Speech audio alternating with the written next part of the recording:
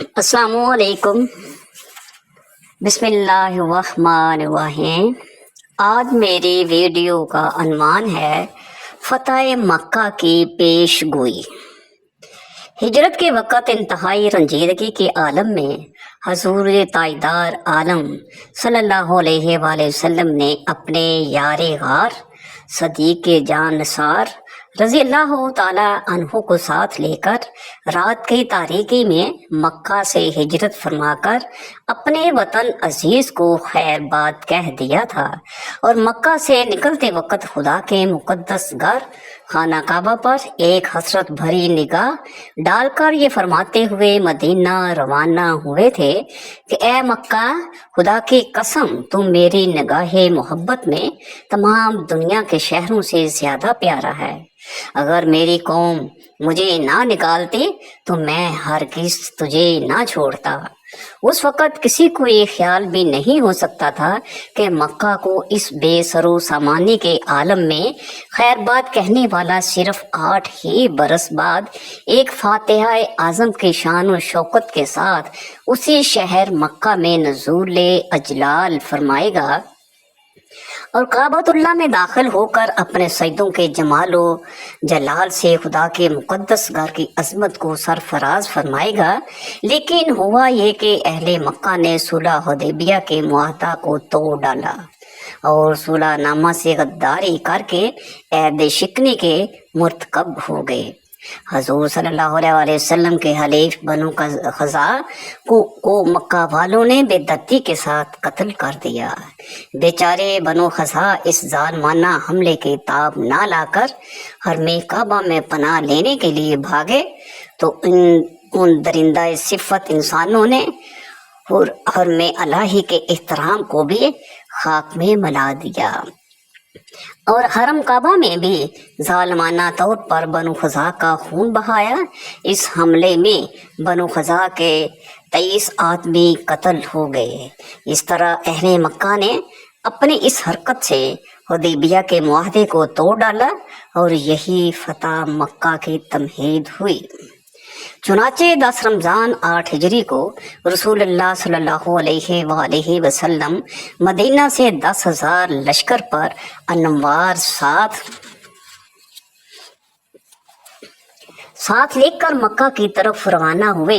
مدینہ سے چلتے وقت حضور صلی اللہ علیہ وسلم اور تمام صحابہ کرام روزہ دار تھے، لیکن جب آپ مقام قدید میں پہنچے تو پانی مانگا، اور اپنی سواری پر بیٹھے ہوئے پورے لشکر کو دکھا کر آپ نے پانی نوش فرمایا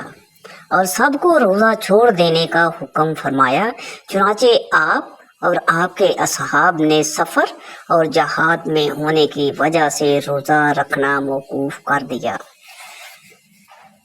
غرض فاتحانہ شان و شوکت کے ساتھ بانی کعبہ کے جانشین حضور رحمت للعالمین صلی اللہ علیہ وآلہ وسلم نے سرزمین مکہ میں نزول اجلال فرمایا اور حکم دیا کہ میرا جھنڈا مقام ہجون کے پاس گاڑا جائے، اور حضرت خالد بن ولید رضی اللہ تعالی عنہ کے نام فرمان جاری کر دیا کہ وہ فوجوں کے ساتھ مکہ کے بالائی حصہ یعنی قدا کی طرف سے مکہ میں داخل ہوں۔ تاجدار دو عالم صلی اللہ علیہ وسلم نے مکہ کی سرزمین میں قدم رکھتے ہی جو پہلا فرمان شاہی جاری فرمایا وہ یہ اعلان تھا کہ جس کے لفظ لفظ میں رحمتوں کے دریا موجیں مار رہے ہیں، جو شخص ہتھیار ڈال دے گا اس کے لیے امان ہے، جو شخص اپنا دروازہ بند کر لے گا اس کے لیے امان ہے، جو کعبہ میں داخل ہو جائے گا اس کے لیے بھی امان ہے۔ اس موقع پر حضرت عباس رضی اللہ تعالی عنہ نے عرض کیا کہ یا رسول اللہ، ابو سفیان ایک فخر پسند آدمی ہے، اس کے لیے کوئی ایسی امتیازی بات فرما دیجیے کہ اس کا سر فخر سے اونچا ہو جائے۔ تو آپ نے فرمایا کہ جو ابو سفیان کے گھر میں داخل ہو جائے اس کے لیے امان ہے۔ سبحان اللہ۔ حضور صلی اللہ علیہ وآلہ وسلم جب فاتحانہ حیثیت سے مکہ میں داخل ہونے لگے تو آپ اپنی اونٹنی قصوہ پر سوار تھے اور آپ ایک سیاہ رنگ کا عمامہ باندھے ہوئے تھے، اور بخاری میں ہے کہ آپ کے سر پر مغفر تھا۔ آپ کی ایک جانب حضرت ابوبکر صدیق رضی اللہ تعالیٰ عنہ اور دوسری جانب اسید بن حضیر رضی اللہ تعالیٰ عنہ تھے، اور آپ کے چاروں طرف جوش میں بھرا ہوا ہتھیاروں میں ڈوبا ہوا لشکر تھا، جس کے درمیان کو قبائے نبوی تھا۔ اس شاہانہ جلوس کے جاہو جلال کے باوجود شہنشاہ رسالت صلی اللہ علیہ وآلہ وسلم کی شان تواضع کا یہ عالم تھا کہ آپ سورت فتح کی تلاوت فرماتے ہوئے اس طرح سر جھکائے ہوئے اونٹنی پر بیٹھے ہوئے تھے کہ آپ کا سر اونٹنی کے پالان سے لگ جاتا تھا۔ آپ کی یہ کیفیت تواضع خداوند قدوس کا شکر ادا کرنے اور اس کی بارگاہ عظمت میں اپنی عجز و نیاز مندی کا اظہار کرنے کے لیے تھی۔ بیت اللہ میں داخلہ۔ پھر آپ اپنی اونٹنی پر سوار ہو کر اور حضرت اسامہ بن زید کو اونٹنی کے پیچھے بٹھا کر مسجد حرام کی طرف روانہ ہوئے، اور حضرت بلال رضی اللہ تعالی عنہ اور حضرت عثمان بن طلحہ رضی اللہ تعالی عنہ کعبے کی کلید بردار بھی آپ کے ساتھ تھے۔ آپ نے مسجد حرام میں اپنی اونٹنی کو بٹھایا اور کعبے کا طواف کیا اور حجر اسود کو بوسہ دیا۔ کعبے کی اندرونی حصارتیں 160 کعبے کے اندرونی حصار 360 بتوں کی قطار تھی۔ آپ خود بنفس سے نفیس ایک چھڑی لے کر کھڑے ہوئے اور ان بتوں کو چھڑی کی نوک سے ٹھونکے مار مار کر گراتے جاتے تھے، اور جاء الحق وزهق الباطل کی آیت تلاوت فرماتے تھے، یعنی حق آ گیا اور باطل مٹ گیا، اور باطل مٹنے ہی کی چیز تھی۔ پھر ان بتوں کو جو عین کعبہ کے اندر تھے، آپ نے ان سب کو نکالنے کا حکم فرمایا۔ جب تمام بتوں سے کعبہ پاک ہو گیا تو آپ اپنے ساتھ اسامہ بن زید اور حضرت بلال رضی اللہ تعالی عنہ اور عثمان بن طلحہ رضی اللہ تعالی عنہ کو ساتھ لے کر خانہ کعبہ کے اندر تشریف لے گئے، اور تمام گوشوں پر تکبیر پڑی اور 2 رکعت نماز بھی پڑھی۔ کعبہ مقدسہ کے اندر سے جب آپ باہر نکلے تو حضرت عثمان بن طلحہ رضی اللہ تعالی عنہ کو بلا کر کعبہ کی کنجی ان کے ہاتھ میں عطا فرمائی اور ارشاد فرمایا کہ یعنی لو، یہ کنجی ہمیشہ ہمیشہ کے لیے تم لوگوں میں رہے گی، یہ کنجی تم سے وہی چھینے گا جو ظالم ہوگا۔ شہنشاہ دو عالم کا دربار عام۔ اس کے بعد حرم الہی میں آپ نے سب سے پہلا دربار عام منعقد فرمایا، جس میں افواج اسلام کے علاوہ ہزاروں کفار و مشرکین کے عوام و خواص کا ایک زبردست ازدحام تھا۔ اس دربار میں آپ نے ایک خطبہ دیا اور پھر اہل مکہ کو مخاطب کر کے آپ نے فرمایا کہ بولو کہ تم کو معلوم ہے کہ آج میں تم سے کیا معاملہ کرنے والا ہوں۔ اس دہشت انگیز اور خوفناک سوال سے تمام مجرمین حواس باختہ ہو کر کانپ اٹھے، لیکن جبین رحمت کے پیغمبرانہ تیور کو دیکھ کر سب یک زبان ہو کر بولے، آپ کرم والے بھائی اور کرم والے باپ کے بیٹے ہیں۔ یہ سن کر فاتحہ مکہ صلی اللہ علیہ وآلہ وسلم نے اپنے کریمانہ لہجے میں ارشاد فرمایا، آج تم پر کوئی ملامت نہیں، جاؤ تم سب آزاد ہو۔ بالکل غیر متوقع طور پر ایک دم اچانک یہ فرمان رحمت سن کر سب مجرموں کی آنکھیں فتح ندامت سے اشک بار ہو گئیں۔ اور کفار کی زبانوں پر لا الہ الا اللہ محمد الرسول اللہ کے نعروں سے حرم کعبہ کے در و دیوار پر بارش انوار ہونے لگی۔ مجرموں کی نظر میں ناگہاں ایک عجیب انقلاب برپا ہو گیا کہ سما ہی بدل گیا، فضا ہی پلٹ گئی، اور ایک دم ایسا محسوس ہونے لگا کہ جہاں تاریک تھا، ظلم قدا تھا، سخت کالا تھا، کوئی پردے سے کیا نکلا، گھر گھر اجالا تھا۔ فتح مکہ کی تاریخ، اس میں بڑا اختلاف یہ ہے کہ مکہ مکرمہ کون سی تاریخ میں فتح ہوا۔ امام بہقی نے 13 رمضان، امام مسلم نے 16 رمضان، امام احمد نے 18 رمضان بتایا، مگر محمد بن اسحاق نے اپنے مشائخ کی ایک جماعت سے روایت کرتے ہوئے فرمایا کہ 20 رمضان 8 ہجری کو مکہ فتح ہوا۔ واللہ تعالی عالم۔ فتح مکہ کی پیشین گوئیاں اور بشارتیں قرآن کریم کی چند آیتوں میں مذکور ہیں، ان میں سے سورۃ النصر بھی ہے۔ چنانچہ خداوند کریم نے ارشاد فرمایا، اذا جاء نصر اللہ والفتح ورأیت الناس يدخلون فی دین اللہ افواجا فسبح بحمد ربک واستغفر انہ کان توابا۔ ترجمہ، جب اللہ کی مدد اور فتح آئے اور لوگوں کو تم دیکھو کہ اللہ کے دین میں فوج در فوج داخل ہوتے ہیں تو اپنے رب کی ثنا کرتے ہوئے اس کی پاکی بولو اور اس سے بخشش چاہو، بے شک وہ بہت توبہ قبول کرنے والا ہے۔ فتح مکہ کے واقعے سے یہ سبق ملتا ہے کہ حضور رحمت للعالمین صلی اللہ علیہ وسلم نے اس موقع پر عفو درگزر اور رحم و کرم کا جو اعلان اظہار فرمایا، تاریخ عالم میں کسی فاتحہ کی زندگی میں اس کی مثال نہیں مل سکتی۔ اور فرمائیے کہ اشراف قریش کے ان ظالموں اور جفاکاروں میں وہ لوگ بھی تھے جو بارہا آپ صلی اللہ علیہ وسلم پر پتھر کی بارش کر چکے تھے، وہ خونخوار بھی تھے جنہوں نے بارہا آپ صلی اللہ علیہ وسلم پر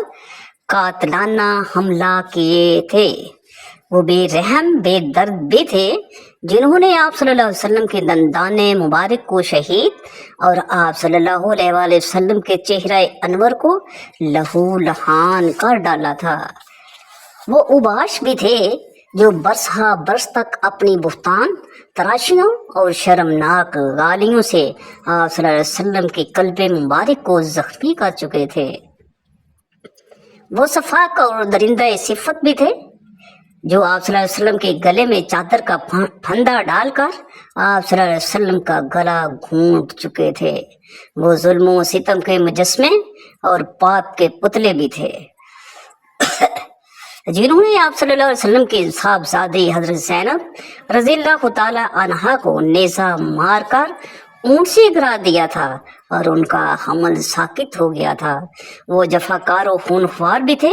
جن کے جارحانہ حملوں اور ظالمانہ یلغات سے بار بار مدینے کے در و دیوار ہل چکی تھیں، وہ ستمگار بھی تھے جنہوں نے حضور صلی اللہ علیہ وسلم کے پیارے چچا حضرت حمزہ رضی اللہ تعالیٰ عنہ کو قتل کیا اور ان کی ناک کان کاٹنے والے، ان کی آنکھیں پھوڑنے والے، ان کا جگر چبانے والے بھی اس مجمع میں موجود تھے، وہ بے رحم بھی تھے جنہوں نے شمع نبوت کے جانثار پروانوں حضرت بلال، حضرت صہیب، حضرت عمار، حضرت خباب، حضرت خبیب، حضرت زید رضی اللہ تعالی عنہ کو رسیوں سے باندھ کر کوڑے مار مار کر جلتی ریتوں پر لٹایا تھا، کسی کو آگ کے دیکھتے ہوئے کولوں پر سلایا تھا، کسی کو سولی پر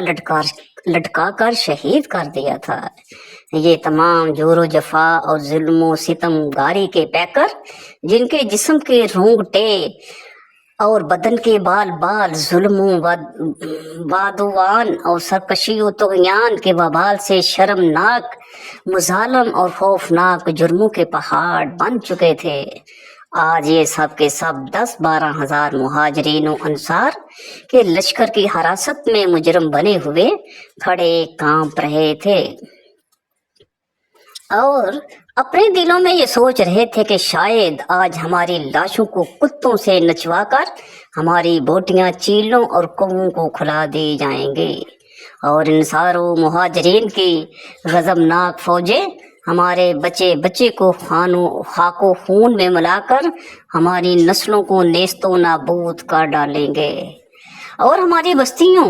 को ताराज करके तहस नहस कर देंगे। मगर इन सब मुजरमीन को रहमत आलम सल्लल्लाहु अलैहि वसल्लम ने ये कहकर माफ फरमा दिया कि इंतकाम तो कैसा, बदला तो कहाँ का। आज तुम पर कोई मलामत भी नहीं। ए आसमान बोल, ए जमीन बता, ए चांद और सूरज तुम बोलो, क्या तुमने रुए जमीन पर ऐसा फातिहा और रहम दिल शहनशाह कभी देखा है या कभी सुना है? सुन लो, तुम्हारे पास उसके सिवा कोई जवाब नहीं है कि हजूर अलैहिस्सलातु वस्सलाम के सिवा और कोई फातिहा ना हुआ है ना होगा, क्योंकि रसूलुल्लाह सल्लल्लाहु अलैहि वसल्लम अपने हर कमाल में बेमिसल और बेमिसाल हैं। मुसलमानों, ये है हमारे हजूर सल्लल्लाहु अलैहि वसल्लम का उसवा-ए हुसना और सीरत मुबारका। लिहाजा हम मुसलमानों पर लाजम है कि अपने प्यारे रसूल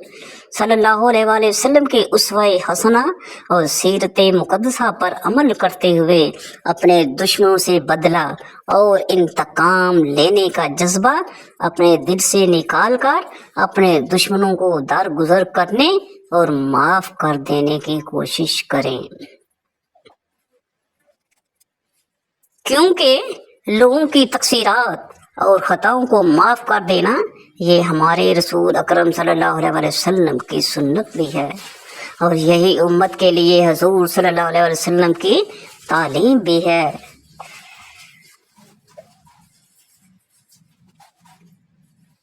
यानी जो तुमसे तल्लुक काटे तुम इससे मेल मलाप रखो, और जो तुम पर जुल्म करे उसको माफ कर दिया करो, और जो तुम्हारे साथ बदसलूकी करे तुम उसके साथ एहसान और अच्छा सलूक करो। और कुरान मजीद में भी अफू तकसीर और दुश्मनों से दरगुजर कर देने वालों के बड़े बड़े दर्जात और मुरातब बयान किए गए हैं। अरशाद बारी ताला है, वल आफीना अनिन नास, यानी लोगों की खताओं को माफ कर देने वाले अल्लाह ताला के महबूब बंदे हैं और बड़े दर्जात वाले हैं। खुदा बंदे करीम हर मुसलमान को रसूल अकरम सल्लल्लाहु अलैहि वसल्लम के उसवा-ए हसना और सीरत मुबारका पर अमल करने की तौफीक अता फरमाए। रवायत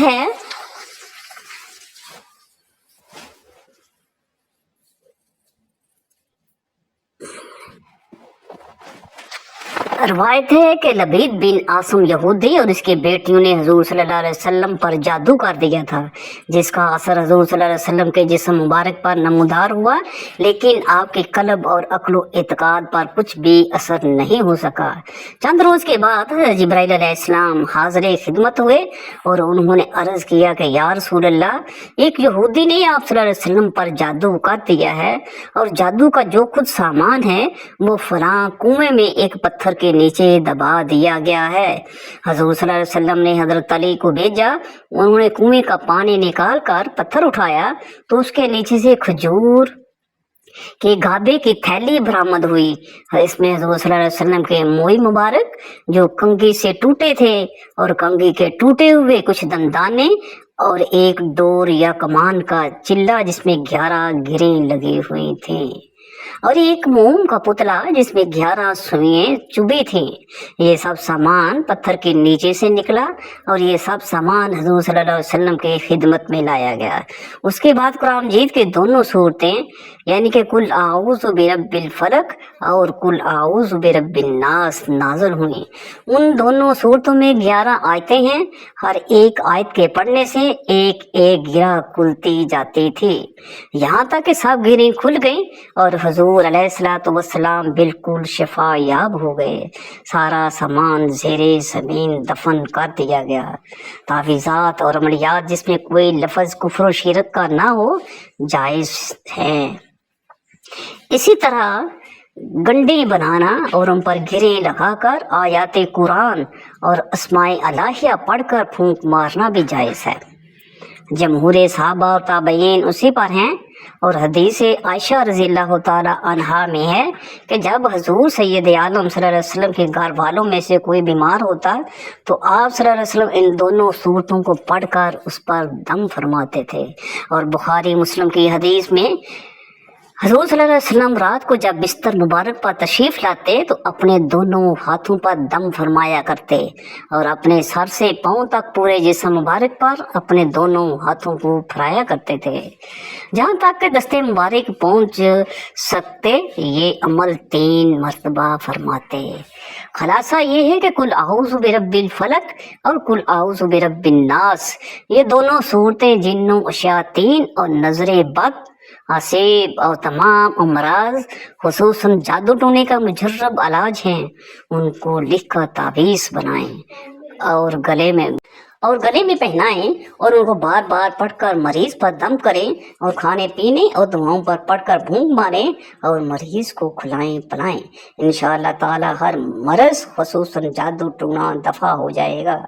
اور مریض شفا یاب ہو جائے گا۔ اسی طرح قرآن مجید کی دوسری تمام صورتوں کی خصوصی خواص ہیں جن کو ہم نے اپنی کتاب جنتی زیور میں تفصیل کے ساتھ تحریر کر دیا ہے، اور ان اعمال کی ہر سنی مسلمان پابند شریعت کو ہم نے اجازت بھی دی ہے، لہٰذا سنی مسلمانوں کو چاہیے کہ وہ ان اعمال قرآن کے فائدوں منافع سے خود بھی فیض یاب ہوں اور دوسرے لوگوں کو بھی فائدہ پہنچائیں۔ حدیث شریف میں ہے خیر الناس من ینفع الناس، یعنی بہترین آدمی وہ ہے جو لوگوں کو نفع پہنچائے۔ واللہ تعالی عالم۔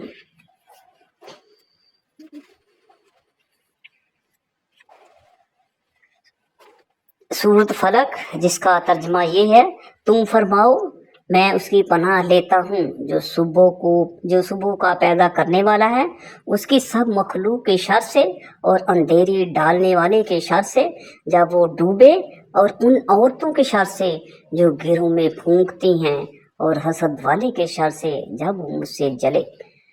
سورۃ ناس قل اعوذ برب الناس مالک الناس الہ الناس من شر الوسواس الخناس الذی یوسوس فی صدور الناس من الجنۃ والناس۔ تم کہو میں اس کی پناہ میں آیا جو سب لوگوں کا رب، سب لوگوں کا بادشاہ، سب لوگوں کا خدا، اس کے شر سے جو دل میں بڑے خطرے والے اور دبک رہے، وہ جو لوگوں کے دلوں میں وسوسے ڈالتے ہیں جن اور آدمی۔